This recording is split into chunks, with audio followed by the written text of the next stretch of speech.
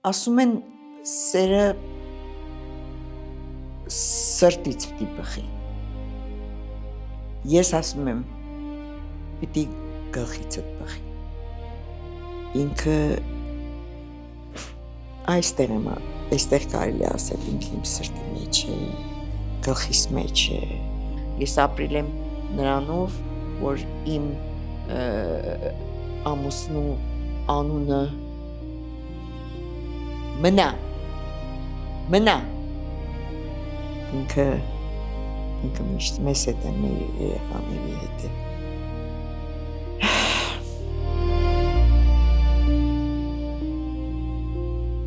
Տիկին Վախշյան, բարև ձեզ։ Բարև ձեզ։ Ես անչափ ուրախ եմ, որ դուք վերջապես համաձայնեցիք ինձ հետ զրուցել, որովհետև մի փոքր կասկածում էիք։ Այո։ Կասկածում էիք, ես ձեզ հասկանում եմ, որովհետև դուք տասնյակ հարցազրույցներ եք տվել, եւ ես այսօր փորձելու եմ ձեզ ներկայացնել այլ տեսանկյունից, ձեզ հետ խոսել նոր թեմաների մասին, որպեսզի եւ մեզ հետևող մարդկանց հետաքրքիր լինի զրույցը։ Փորձեմ արդարացնել ձեր Ես էլ փորձեմ։ Տիկին Վախշյան, մեր նախնական զրույցում, երբ մենք հանդիպեցինք, դուք ինձ գիրք նվիրեցիք, ինչի համար շատ շնորհակալ եմ, եւ ես բավականին ուսումնասիրելով այդ գիրքը ուզում եմ մեր հաղորդումը սկսել ձեր սահմանադրությունից, ձեր անձնական սահմանադրությունից եւ հատկապես վերջին կետից, որը ինձ համար բավականին հետաքրքիր եւ նաեւ ինչ որտեղ ինձ էլ նման էր, սուրս անկեղծությունն է, վահանս անկեղծությունն է։ Արդյոք դա ձեզ ամբողջ կյանքում չի խանգարել, որովհետեւ շատ հաճախ անկեղծ մարդիկ մեծ խնդիրների են հանդիպում։ Դա շարունակություն ունի, հարձակվում եմ անկեղծորեն, պաշտպանվում եմ անկեղծությամբ։ Ճիշտն ասած,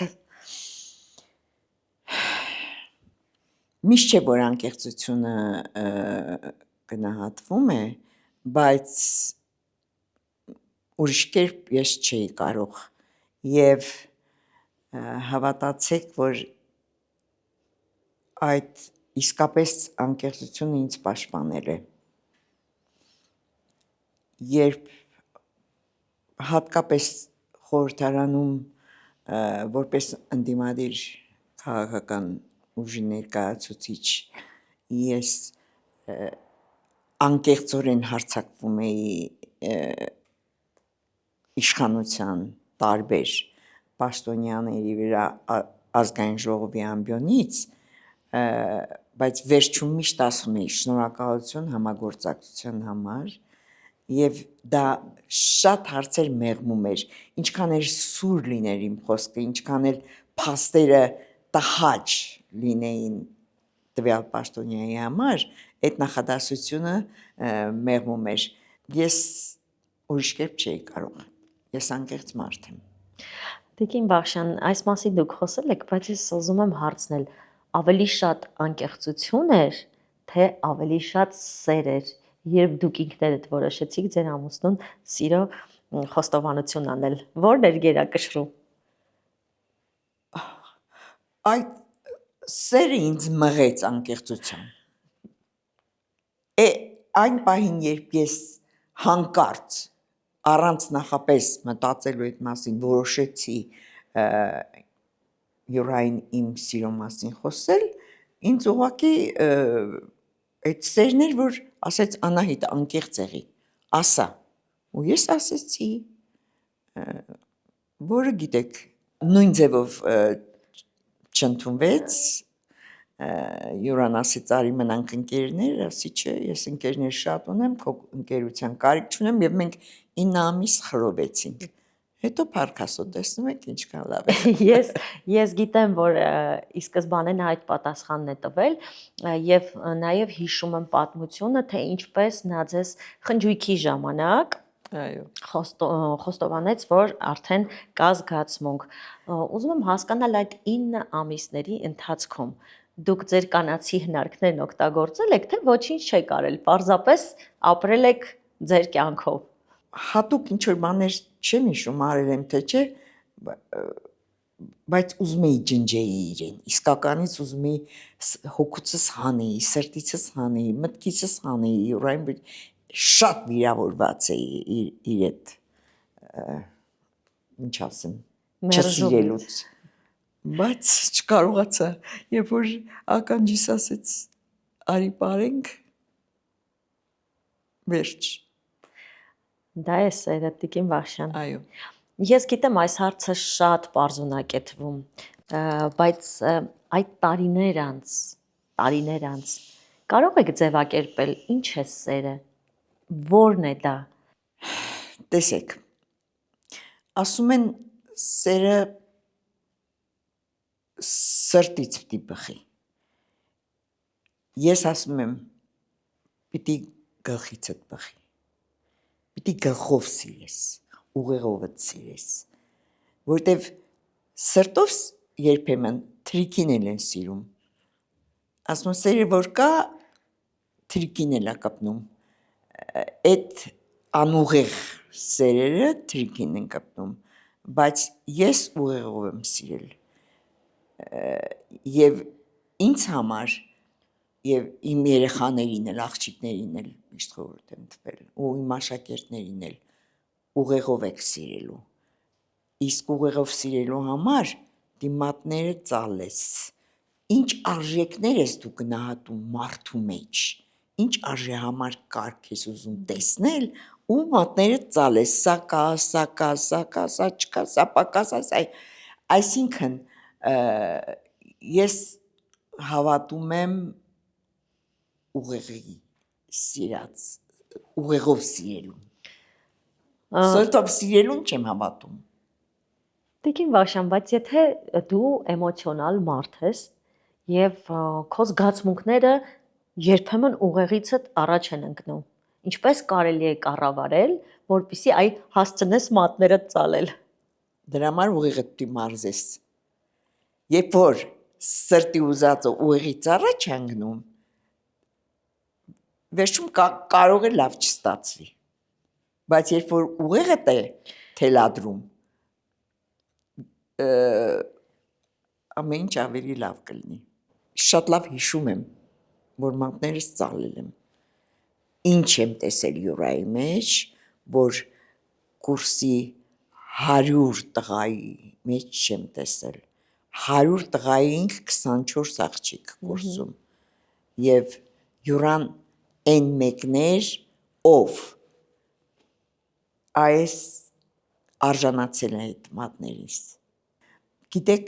բացառիկ արիստոկրատ մեկներ և դեմոկրատ, ազատամիտ, ինքը տեսնում էր մեր նշանվելուց հետո, ես միշտ տղա շատ ընկերներ եմ ունեցել, ու այդ խանդի տգեղ բանը չի եղել մեր մեջ, յուրան էլ ես շատ լավ հետո ինձ պատմել է ինքը դասարանից առաջին իր սիրո մասին, այդ աղջկա հետ եմ ծանոթացել, այսինքն այդ խանդի, նախանձ, անտանելի չեմ սիրում խանդոտ մարդկանց, տղա թե աղջիկ,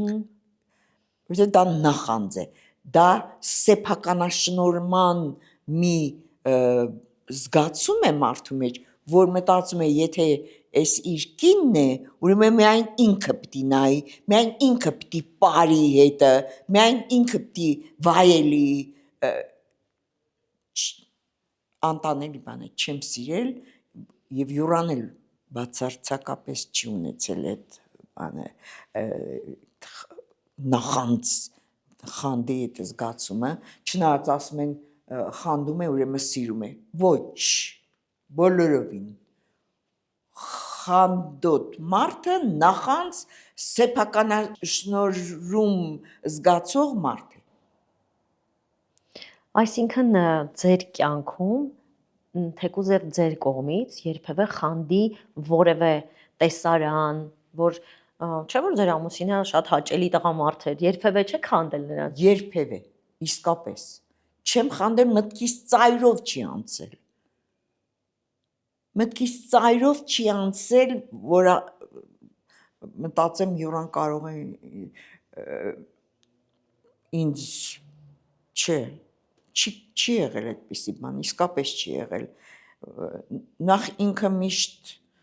հավասարակշիռ, չէ, Առիթ երբևէ չի տվել նկատի ունել։ Առիթ չի տվել, մտքովս էլ չի անցել։ Տիկին Բախշյան, ես գիտեք ինչ եմ մտածում, այդ անգամ հիմա շատ կանայք եւ աղջիկներ կխուսափեին առաջին քայլը անելուց։ Ուզում եմ հարցնել, արդյոք դա ձեր ընտանիքից է գալիս, որ դուք նույնպես այդքան ազատամիտ եք եղել, ինչ ընտանիքում եք մեծացել։ Այո։ Իմ ծնողները ամուսնացել են Հալեբում։ Արևմտյան Հայաստանից ցեղասպանությունից հետո տատը պապը եկել են Հալեբ, 1946-ին տեղափոխվել են Հայաստան։ Հայրս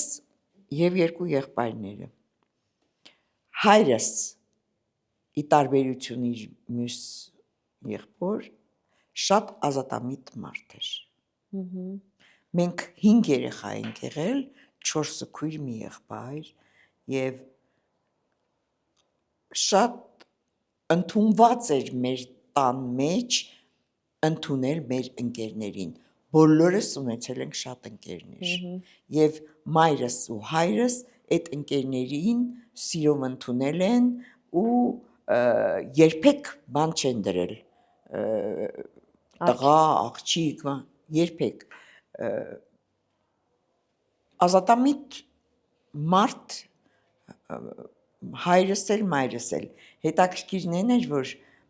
երբ ես Յուրայի հետ արդեն մենք իրար այսպես ասած որոշեցինք միավորվեցինք ոչ թե ձեզ համար վերամիավորվեցիք ես առաջին պապային հայրիկիս գնացի ասացի գիտես Յուրան ինձ առաջարկություն արել եւ ես ընդունել եմ ասեց վերջնական է դա չես մտքափոխվելու որտեղ տեսնում էր իմ շուրջը ինչքան շատ տղաներ կան եւ մտածում էր հայրը որ մեկն է ասի չէ չեմ մտքափոխվելու Յուրան իմ ընտրյալն է ողջունեցին եւ միայն մայրս բանը մենք հայրենադարձ ընտանիք մեր ընտանիքի լեզուն արևմտահայերեն Յուրան Գորիսեցի ասում էր չի խանգարելու այդ տարբերությունները ոչ միայն լեզվական շատ տարբեր հարցեր կան ասի չէ մամա մի մտահոգվի մի խոսքով այո ազատամիտ ընտանիք ենք եւ ես շատ շնորհակալ եմ այդ մթնոլորտի համար որտեղ մեծացել եմ Տիկին Բախշյան, վերջերս անընդհատ քննարկվում է այն թեման, որ շատ կարևոր է կնոջ ինքնագնահատականը։ Եվ հենց այդտեղ է, որ միտքը կարողանում է գնահատել ինքն իրեն, այդ կնոջը եւ ընտրությունը ճիշտ անել։ Գուցե այդտեղից պիտի սկսենք։ Այո։ Ընդհանրապես թե տղան ընտանիքում, թե աղջիկը պիտի ծնողների կողմից գնահատված լինեն։ Երբ որ ծնողը իր զավակին թև է տալիս, ամրացնում է, տղային դաստիարակում է ազատամիտ, իր որոշումները հարգում է, լսում է, թեկուզ սխալ ինչ-որ բան որոշին, բայց մի անգամ չի ասում դու անխելք, դու ես մեկ, դու են մեկ, պիտակ չի կպցնում, այլ լսում է, նստում, հետը քննարկում են, թե աղջկա, թե տղայի հետ և համոզում են անել այս քայլը, թե չանել, եթե չեն կարող համոզել, թողնեն ինքը երեխան պատանին դեռահասը անի քայլ, համոզվի, որ ինքը սխալ արեց, որտեվ ամեն մեկս էլ սխալների վրա ենք սովորում միշտ, բոլոր տարիքում։ Հետևաբար երեխայի ինքնագնահատականը ծնողների ճիշտ մոտեցումների հետևանք է։ Պիտի գնահատված լինի երեխան, որ այդպես մեծանա եւ հետագայում սկսի ինքը իրեն ճանաչել։ Հիմա հենց առիթ եղավ, ուզում եմ ասել, որ այս պահին իմ աղջիկները մասնագիտական կողմնորոշման ակումբ են հիմնել, որի նպատակը դեռահասների ինքնագնահատականը տեսնել, ցույց տալն է։ Յուրաքանչյուր դեռահասին տարբեր թեստերի միջոցով ցույց են տալիս, թե դու ինչ կարող ես անել, ինչ հոգեբանական հատկություններ ունես, որտեղ կարող ես քեզ լավ զգալ։ Դա վերաբերում է ցանկացած զգացմունքին, հա, նաև սիրելուն։ Եվ այդ մասնագիտական կողմնորոշման ակումբը, որը 2000 թվականին դեռ թիվ 27 դպրոցում ես սկսել եմ, իմ ընդհանրապես դեռահասներին, պատանիներին բացահայտել, իրենց համար բացահայտելու դարպասներ են բացում։ Եվ տղաներին էլ, աղջիկներին էլ շատ կարևոր է ճանաչել, իրենց ճանաչել։ Դե լիքը բաներ կան, որ մենք չգիտենք մեր ներսում ինչ կա։ Այս տարիքում կարող է գիտենք, բայց կյանքի փորձով։ Այո, բայց դեռահասի մոտ ինքը դեռ չգիտի ինչի է ընդունակ։ Այդ ամենը սկսվում է ընտանիքից, ես պատահական չբացեցի այդ խոսակցությունը, որովհետև միգուցե սա իմ կարծիքն է, բայց հատկապես հայ մայրերը տղաներին բոլորովին այլ կերպ են դաստիարակում, աղջիկներին բոլորովին այլ կերպ։ Եվ դրա համար մենք ունենում ենք շատ խնդիրներ։ Դուք եք տեսնում այդ բացը։ Ես տղա չեմ ունեցել, տղա չունեմ, ունեմ 3 փեսա, ովքեր տղաներին լրիվ փոխարինում են, բայց լրիվ համամիտ եմ ձեզ հետ։ Երբ մայրերը տղաներին ապակողմնորոշում են լիքը հարցերում, ուղղակի ապակողմնորոշում են, բռնանում են տղաների կամքի վրա, կամ ուզում են, որ անպայման տղան այս դեռահաս չի, մեծ արդեն տղաներ են, սկսում են մտնել իր անձնական խնդիրների մեջ ու որոշել այս աղջիկան սիրի թե չէ, այս ընտրի թե չէ։ Հասկանում եք, մայրերը տղաներին պիտի մեծացնեն ավելի ազատամիտ, ավելի անկաշկանդ, տղաները պիտի հավատան, որ իրենց ընտրածի կարող են երջանկացնել, եւ այդ պարտավորությունը պիտի դրվի տղայի մեջ, որ ինքը պատրաստ է իր ընտրյալին, ոչ թե մամայի ցուցադրածին, այլ իր ընտրյալին երջանկացնել, լինել անդավաճան, շատ կարևոր, լինել անդավաճան, լինել ազատամիտ, բայց անդավաճան, դեմոկրատ, մարդու իրավունք, հասկանա, որ կին ու տղամարդ նույն մարդն են, նույն իրավունքներն ունեն, բայց տարբեր առաքելություններ ունեն։ Շատ հաճախ, երբ որ կինը սկսում է իր իրավունքները պաշտպանել, տղամարդը ասում է՝ դու կնիկ ես, դու ինչ գործ ունես։ Ոնց թե։ Կինն էլ, տղամարդն էլ մարդ են, ունեն նույն իրավունքները, բայց տարբեր առաքելություններ ունեն։ Հիմա երբ տղամարդը իր առաքելությունը չի ճանաչում եւ ճիշտ չի գնում այդ առաքելությունը իրականացնելու ճանապարհով, կնոջ համբերությունը հատում է։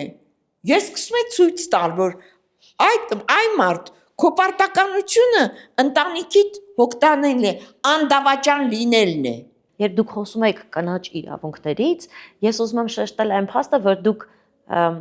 ոչ թե խոսում եք այն մասին, որ կինը չպետք է օրինակ իր տնային գործեր անի, որովհետև ես տեսա, դուք պատմում եք, ես հասկացա, թե դուք ինչպիսի կին եք եղել, դուք հագուստներ եք կարել ձեր երեխաների համար։ Յուրայի համար եմ կարել։ Յուրայի համար եք կարել, այդ մեկը չգիտեի։ Բաճկոն եմ կարել, այո, տակ։ Այսինքն որպես կին դուք ձեր բոլոր պարտականությունները կատարել եք, բայց նաև ունեցել եք ձեր խոսքի եւ մնացած իրավունքները։ Այո։ Այստեղ ոչ մեկ չի խոսում այն մասին, որ կինը պետք է չանի իր հասանելիքը, այլ պետք է միայն խոսի իր իրավունքներից։ Եկեք իրավունքի մասին երբ խոսում ենք, սեռական տարբերություն չդնենք։ Մարդու իրավունքը բոլորի գլխի վերևն է, բոլորի։ Պարտականությունները կնոջը տարբեր են,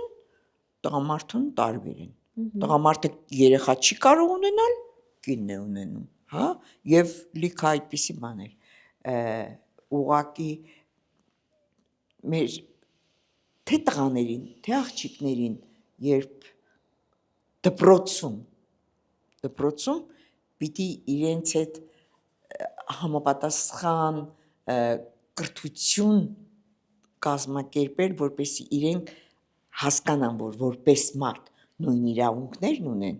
բայց որպես կին եւ տղամարդ ունեն տարբեր առաքելություններ։ Ես շատ երջանիկ եմ եղել եւ եմ հիմա էլ, որովհետեւ որպես անհատականություն կայացել եմ, ծառայել եմ իմ ընտանիքին, իմ ամուսնուն, եւ որպես կին, եւ որպես քաղաքացի, մի խոսքով յուրաքանչյուր ծնող պիտի օրինակ լինի իր երեխաների համար։ Շատ հաճախ ասում են այսօրվա սերունդը, ինչ սերունդ է, շատ անուններ են կպցնում։ Նեղանում եմ, վիրավորվում եմ ուղղակի, որովհետև մեծերից երեխաները ինչ տեսնում են, դա սովորում են։ Հələ տեսեք մեծերս ինչեր են անում։ Հələ տեսեք ազգային ժողովի միայն այդ բաները նայի նիստերը, որտեղ իրար ծեծում են, իրար ինչ բառապաշար են օգտագործում, ինչի եք նեղանում երեխաներից։ Ուզում եք երեխաները ճիշտ քաղաքացիներ մեծանան, լավ ընտանիքներ ունենան, լավ ամուսին, լավ կին լինեն, այդ օրինակը ցույց տվեք։ Այդպիսին եղեք դուք, նոր երեխաներից պահանջեք։ Տիկին Վահշան, ինձ մոտ անընդհատ այնպիսի տպավորություն է, որ այն ընտանեկան մոդելը, որ մենք ունեցել ենք, մի տեսակ 21-րդ դարին չի համապատասխանում։ Ինչ եք կարծում, արդյոք ինչ-որ փոփոխություններ պիտի անենք, պիտի վերանայենք, թե գուցե ես սխալվում եմ։ Ինչը վերանայենք։ 21-րդ դարի պահանջները յուրաքանչյուր անհատի նկատմամբ տարբեր են, քան նախորդ դարում։ Եթե դա գիտակցենք, ամեն մեկս մեր տեղում, ապա ընտանիքում հարաբերությունները կկառուցենք այնպես, որ յուրաքանչյուրը իր անհատականության կորուստ չունենա, դրսևորի իրեն տղամարդը որպես տղամարդ, կինը որպես կին, բայց լինի սեր, համերաշխություն, հանդուրժողականություն, իրար նկատմամբ հարգանք, սեր եւ այլն։ Այսօրվա կինը չի կարող ձեռքերը ծալել ու նստել, ասել թող միայն տղամարդը աշխատի, չի կարող, որտեվ ես մեր վրա եմ վերցնում, մենք երկուս էլ աշխատել ենք, վարձով ապրել ենք, եթե ես չաշխատեի, ուղղակի չենք կարող ապրել, բայց իրար ուսուսի տալով, թիկունքի օգնելով կայացել ենք, եւ եթե կա տղամարդ, որը մտածում է, որ կինը չպետք է աշխատի, ինքը պետք է կարողանա ապրել, չարաչար սխալվում են, որտեվ չի կարողանալու։ Կա նաև հակառակը, որ կինն է աշխատում գիշեր-ցերեկ, տղամարդը դիվանից չի վեր կենում։ Այդպիսի շատ օրինակներ էլ ունենք։ 21-րդ դարում շատ ճկուն լինես, արագ կողմնորոշվես, որոշումներ կայացնելու լուրջ հմտություն պետք է ունենաս, թե տղամարդը, թե կինը։ Այսօր շատ դժվար է կայացնել որևէ որոշում, եթե դրա տակը բագաժ չունես, կուտակած գիտելիքներ չունես, փորձ չունես, շրջապատ չունես, միջավայր չունես, շատ դժվար է որոշում կայացնել։ Տիկին Վախշան, բայց դուք միշտ եք այդպեսին եղել, ինչքանով որ ինձ է հայտնի, ես ուղղակի հիմա հիշեցի, որ դուք ոչ միայն իրար հետ կարողացել եք աշխատել, տուն ստեղծել, երեխաներին մեծացնել, այլև հենց ձեր ամուսնության ամենասկզբից դուք միասին բանակ եք գնացել, եւ դա ձեր որոշումն է եղել։ Այո, որին դեմ էր կեսուր մայրիկս։ Ասում էր, տղա էլի կգնաք ծառայի կգա։ Ասեցի ոչ, բայց մայրս ասեց, որտեղ ամուսինդ ընդեղ դու։ Այո, մենք 2 տարի Սախալին ենք գնացել, Սախալին կղզում ենք ծառայել, եւ թե ինչպես ենք գնացել, եթե ժամանակ ունենք։ Այո, ես ուզում եմ, որ դուք պատմեք այդ պատմությունը։ 1970 թվականի հուլիսի 3-ին ամուսնացանք, օգոստոսի 6-ին թռանք Մոսկվա, Վերմակ, դոշակ հավաքած։ Հասանք Մոսկվա, գնացինք, որ դեպի Սախալին տոմս առնենք, այնտեղ ասեցին, որ լեյտենանտ Բախշյան չի կարող կինդ գնալ, որտեղ վիզա չունի, Սախալինը փակ գոտի էր։ Շշմեցինք, ասինք ոնց, բա ինչու ստեղ չեն ասել։ Ինչևէ, շվարած կանգնած ենք, ասեց, Յուրան ասեց, դե լավ արի Երևանի տոմս առնենք, դու հետ գնա, ես կգնամ վիզա կուղարկեմ։ Ասի ոչ մի դեպքում։ Ասեց, բա ինչ կանես։ Ասի, ես կգնամ խորհրդային սովետի ռազմական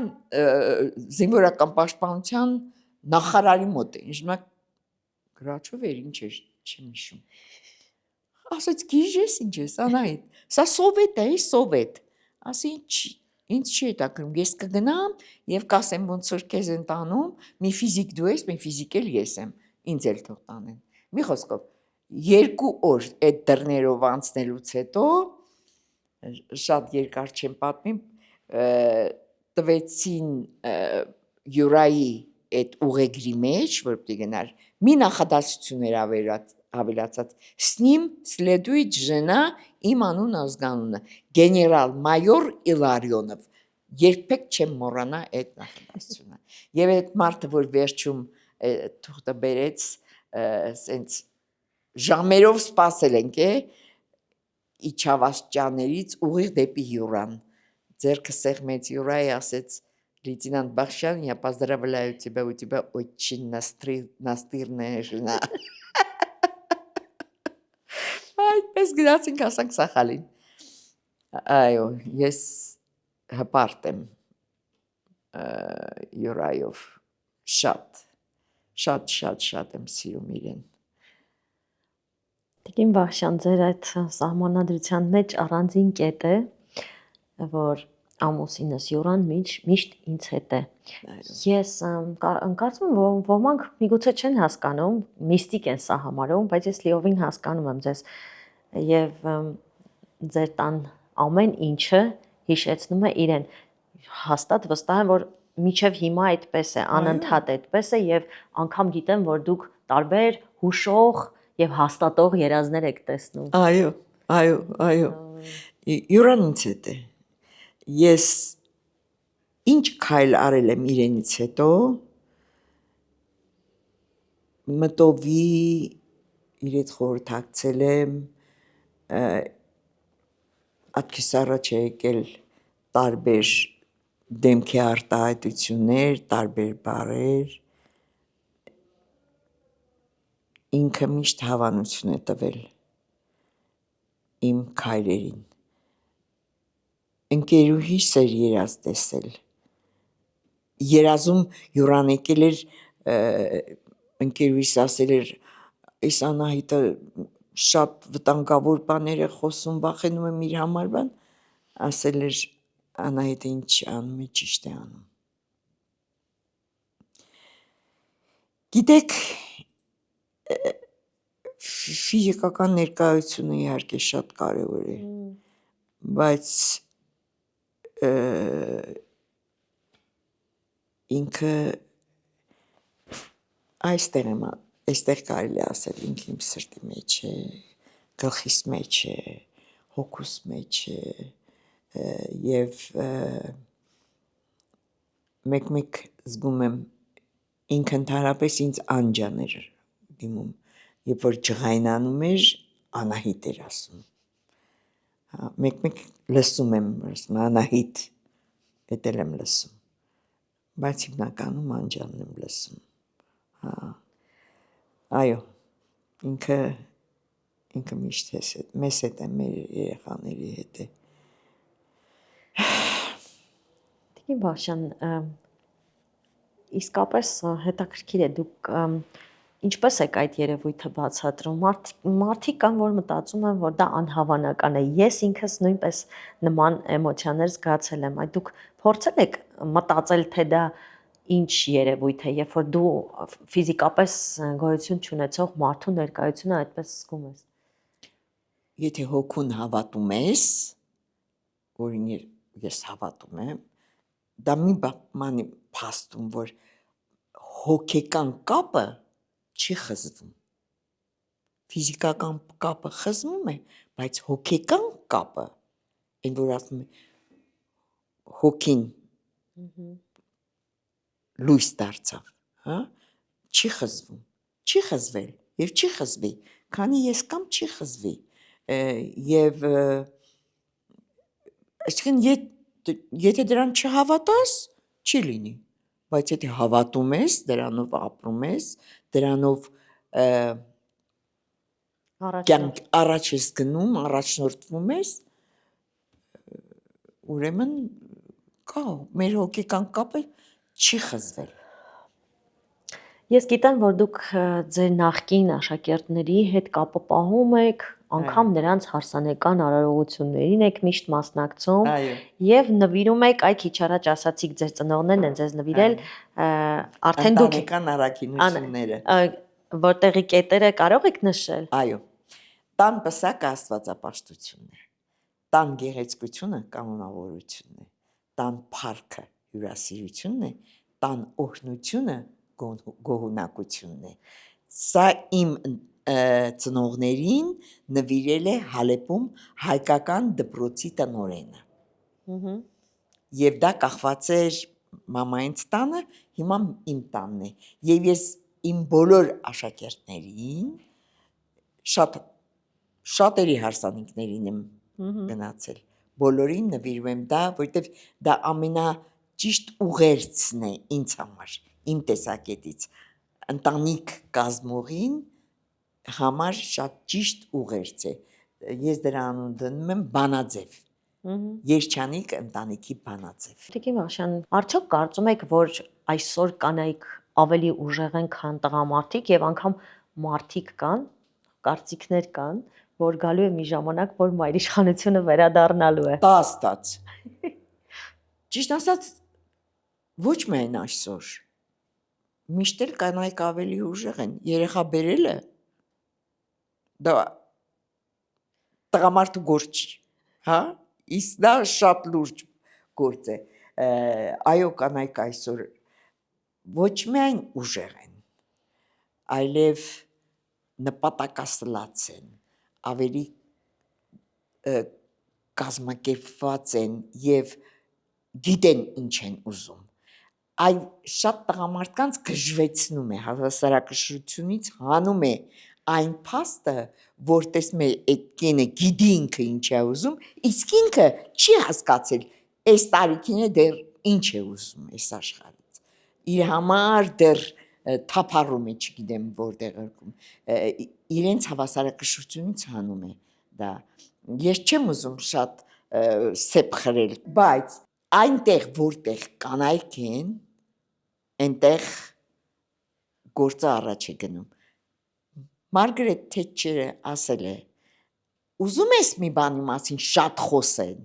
դուր տղամարդկանց, ուզում ես այդ գործ դառնա, դուր կանանց։ Այդ պատահական մարդ չի ասել, Թետչերն է ասել, զորավոր կին, որը իմ իդեալն է, իդեալը։ Ես շատ եմ ուսումնասիրել իրեն եւ ես հավատում եմ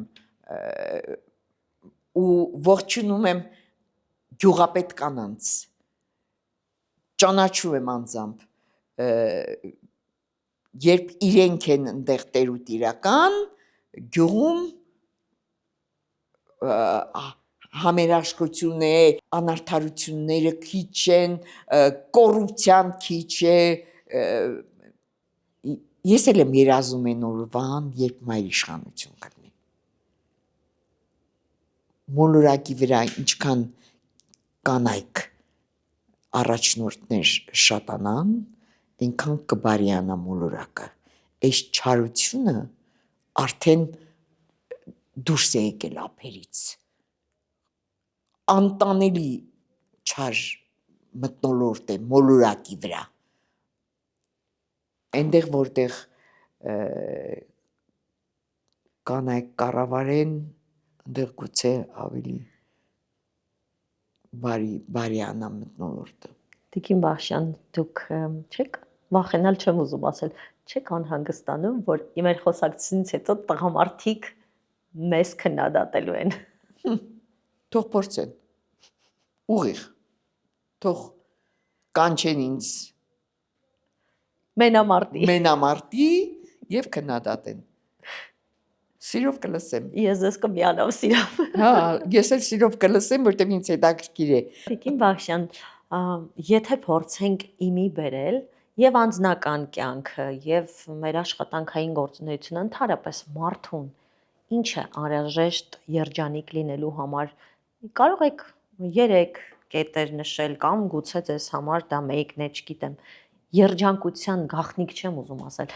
մարդուն ինչ է հարկավոր ընդհանրապես իրեն երջանիկ զգալու համար։ Երջանիկ զգալու համար պիտի սիրով ապրես։ Սա բարեր չեն, էլ սիրով ապրել։ Այդ ինքդ քեզ լավ ճանաչես, ինքնա դրսևորվես,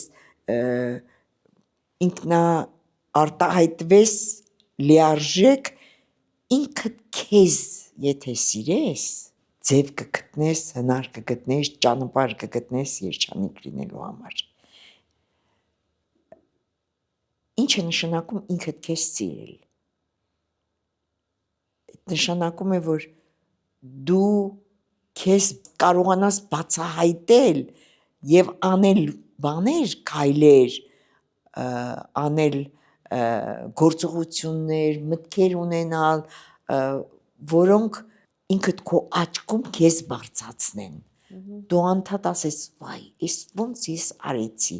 ոնց կարողացա, այս ինչ լավ էր, որ այսպես արեցի, որովհետեւ իմ շրջապատը ուրախացավ, երջանկացավ։ Եթե այս բաները կան, դու կգտնես երջանիկ լինելու քո բանաձևը։ Ամեն մարդ ինքը պիտի գտնի երջանիկ լինելու իր բանաձևը։ Սիրով պիտի ապրես եւ անկեղծ։ Այդ իմ սահմանադրության մեջ այդ իմ խոսքերը պատահական չեն։ Այո, ես հարձակվում եմ անկեղծորեն, պաշտպանվում եմ անկեղծությամբ։ Ամենադժվար, ամենածանր օրերիս անկեղծությունը ինձ պաշտպանել է։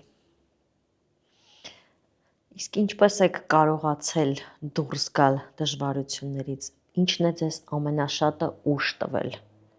Այդ թեկուս ձեր ամուսնուց հետո։ Ինչն է ձեզ ապրեցրել։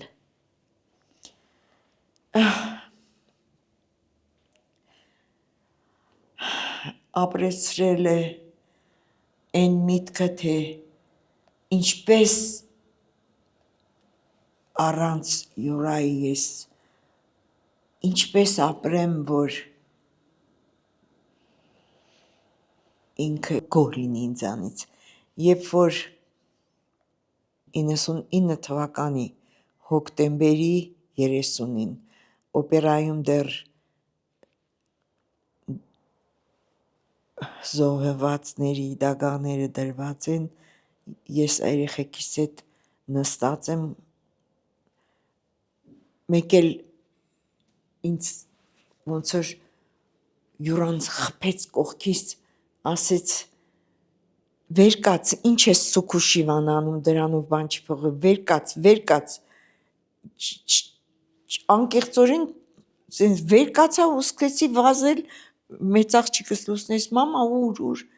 դուրս եկա օպերայի այդ ֆոյեում լրագրողներ են, գնացի դիմացը կանգնեցի և հաղորդավարը աղջիկը լրագրողը նայեց ինձ իրեն թվաց թե խելքս թռցրել եմ, ասի ես բան ունեմ ասելու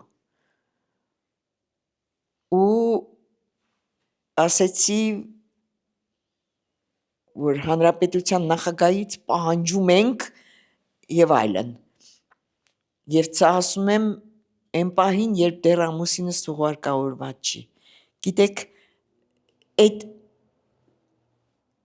մի պահ էր, որ ես զգացի, Յուրան ասեց վեր կաց և դրանից հետո ես ապրել եմ այդ արդարությունը, այդ դատավարությունը, այդ